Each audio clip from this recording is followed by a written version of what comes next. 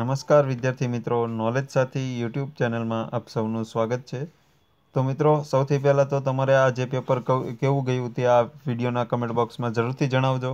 અને આ વિડીયોમાં આપણે વાત કરવાના છીએ આજનું જે પેપર લેવાનું છે પોલીસ કોન્સ્ટેબલનું, તેના સોલ્યુશન આપણે આજે આ વિડીયોમાં કરવાનું છે। અને મિત્રો, તમારે કેવું પેપર ગયું, તમારે કેટલા માર્ક થાય છે સોલ્યુશન બાદ, તે નીચે આ વિડીયોના કમેન્ટ બોક્સમાં જરૂર જણાવજો।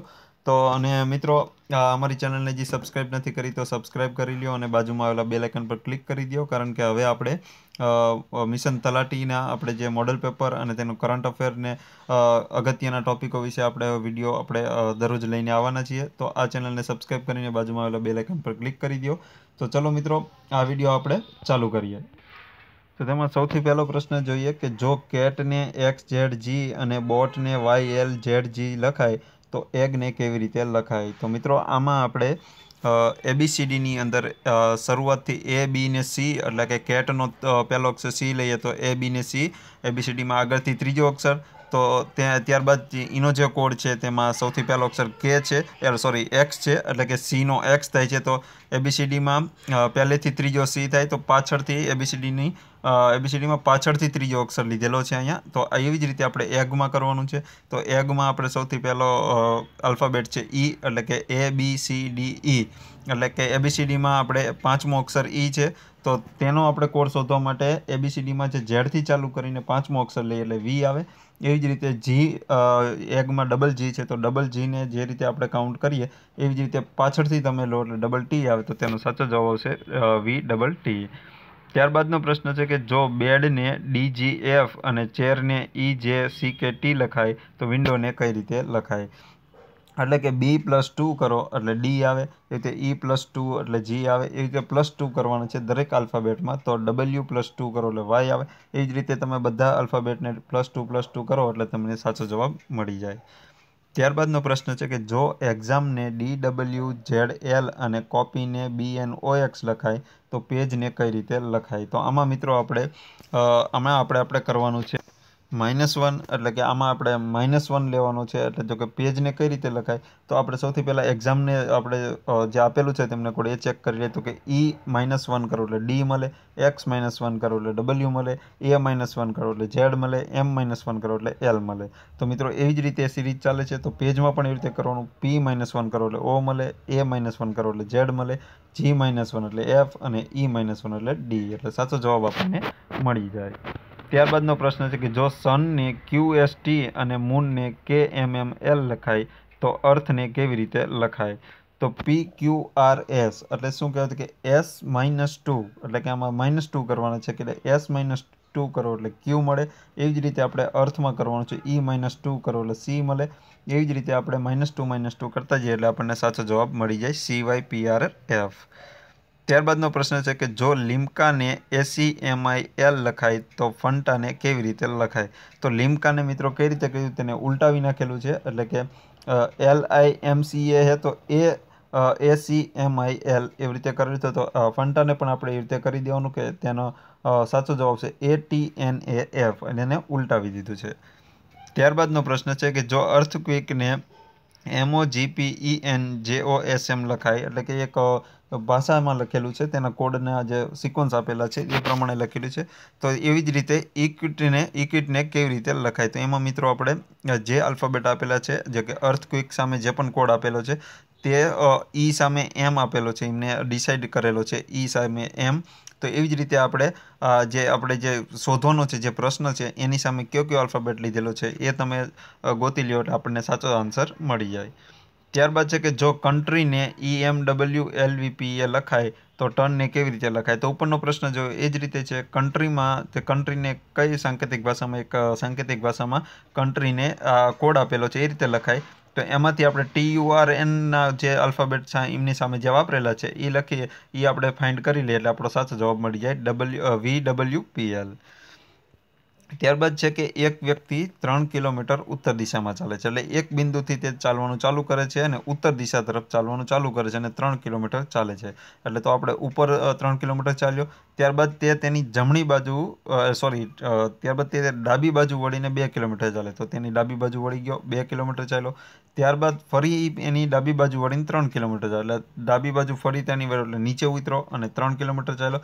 ત્યારબાદ તે તેની જમણી બાજુ વળીને સીધો ચાલે છે. તો તે કઈ દિશામાં ચાલે છે? તો તેની જમણી બાજુ વળી ગયો, તો તે હવે પશ્ચિમ દિશામાં તેનું મોં છે અને પશ્ચિમ દિશા તરફ જવાનું એનું ચાલુ છે. તો તે પશ્ચિમ દિશામાં જાય છે. તો સાચો જવાબ આવશે પશ્ચિમ દિશા. ત્યારબાદ છે કે એક ગુપ્ત ભાષામાં એ ને ઝેડ લખાય અને બી ને વાય લખાય, તો ડી ને કેવી રીતે લખાય?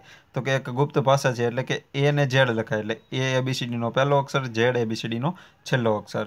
એટલે કે એક સાઈડથી એબીસીડીના શરૂઆતથી ચાલુ કરવાનું અને બીજી સાઈડથી છેલ્લેથી ચાલુ કરવાનું. તો એ ને ઝેડ લખાય, તો બી ને શું લખાય? વાય લખાય. તો ડી ને ડબલ્યુ લખાય. ત્યારબાદનો પ્રશ્ન છે કે પ્રકાશ પદુકોણ કઈ રમત સાથે સંકળાયેલા છે? તો પ્રકાશ પદુકોણ સંકળાયેલા છે બેડમિન્ટન. ત્યારબાદ અમદાવાદ અને દિલ્હી વચ્ચે રેલ માર્ગ આશરે કેટલું અંતર છે? તો મિત્રો આમાં આશરે 1000 કિલોમીટર ઓપ્શનમાં આપેલું હતું. કે નેટ ઉપર તમે સર્ચ કરશો એટલે 850, 950 કે 900ની આસપાસ તમને તેનું અંતર મળશે અમદાવાદથી દિલ્હીનું રેલ માર્ગથી. તો આમાં આપણને તેના નિયરેસ્ટ ઓપ્શન આપણે 1000 હતો, તો આમાં સાચો જવાબ 1000 આવશે.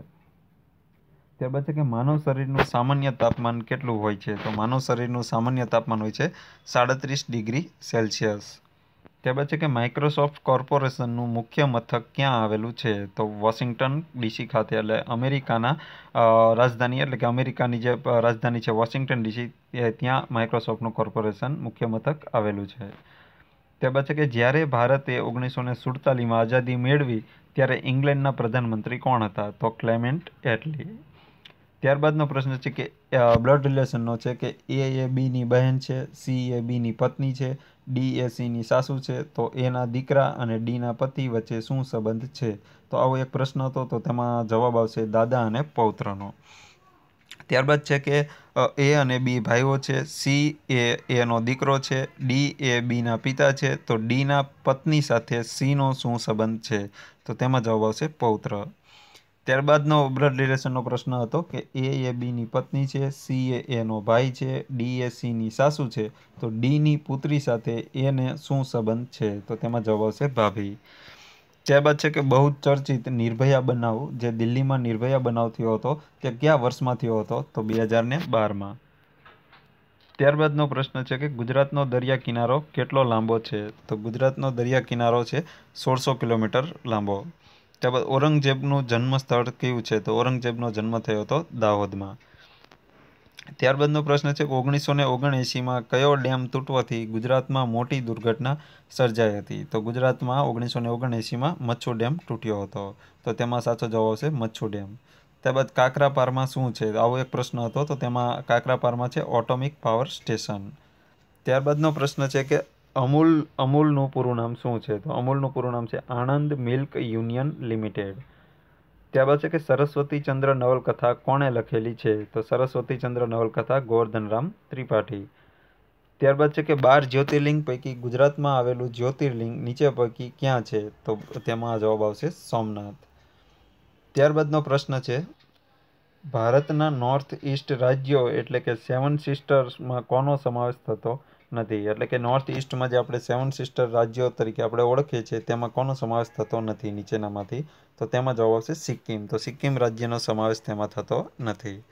ત્યારબાદ મેરીકોમ માટે કયું વિધાન સાચું છે? તો મેરીકોમ માટે વિધાન 1, 2 અને 3 સાચા છે. જે ચોથું જે વિધાન હતું, જે તેમના હસબન્ડ વિશે હતું, તે વિધાન ખોટું છે. તો તે હસબન્ડ નથી. તો પહેલું, બીજું અને ત્રીજું આ 3 વિધાન મેરીકોમ માટે સાચા છે.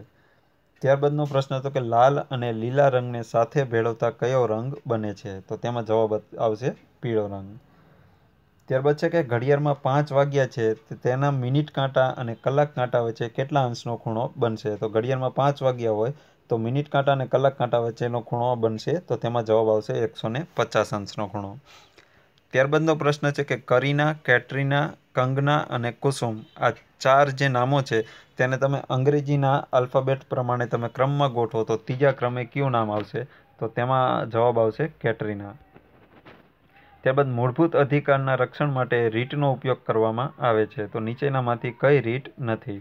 તો તેમાં જવાબ આવશે ઉપરોક્ત તમામ રીટ છે, એટલે કે બંધી પ્રત્યક્ષીકરણ, પરમાદેશ, પ્રતિબંધ અને અધિકાર પૂછા, આ 4 રીટ છે. ત્યારબાદ કયો વેદ સૌથી જૂનો મનાય છે? તો તેમાં જવાબ આવશે ઋગ્વેદ. ત્યારબાદનો પ્રશ્ન છે કે અજંતા ઇલોરાની પ્રખ્યાત ગુફાઓ ક્યાં આવેલી છે? તો મહારાષ્ટ્રમાં. ત્યાર પછી નીચેનામાંથી કઈ લડાઈથી ભારતમાં બ્રિટિશ શાસનનો પાયો નખાયો હતો? તો પ્લાસીના યુદ્ધથી ભારતમાં બ્રિટિશ શાસનનો પાયો નખાયો હતો. ત્યારબાદ છે કે જય હિન્દ અને ચલો દિલ્હીનો નારો કોણે આપ્યો હતો? તો તેમાં જવાબ આવશે સુભાષચંદ્ર બોઝ. ત્યારબાદ છે કે આઝાદી પછી પ્રથમ વખત ભારતમાં સામાન્ય ચૂંટણીઓ કયા વર્ષે યોજાઈ હતી? તો તેમાં મિત્રો જવાબ આવશે 1951-52 એટલે કે 25 ઓક્ટોબર 1951 થી 28 કે 27 ફેબ્રુઆરી 1952 આ સમયગાળા દરમિયાન જે સામાન્ય પ્રથમ ચૂંટણી થઈ હતી આઝાદી પછી. અને મિત્રો આ પેપરમાં આજના પેપરમાં બંને ઓપ્શન હતા 1951 અને 1952.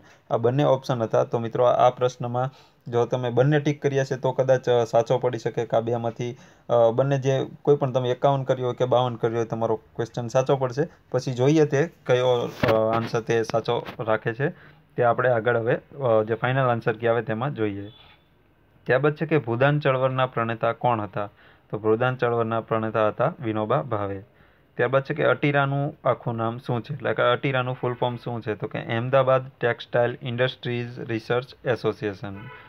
ત્યારબાદનો પ્રશ્ન છે કે કેદારનાથ ક્યાં આવેલું છે? તો કેદારનાથ આવેલું છે ઉત્તરાખંડ રાજ્યમાં. ત્યારબાદ કઈ ધાતુ પ્રવાહી સ્વરૂપે હોય છે? તો તેમાં જવાબ આવશે મર્ક્યુરી. ત્યારબાદ છે કે સ્ટેચ્યુ ઓફ યુનિટીની પ્રતિમા કેટલી ઊંચી છે? તો તેમાં જવાબ આવશે 182 મીટર.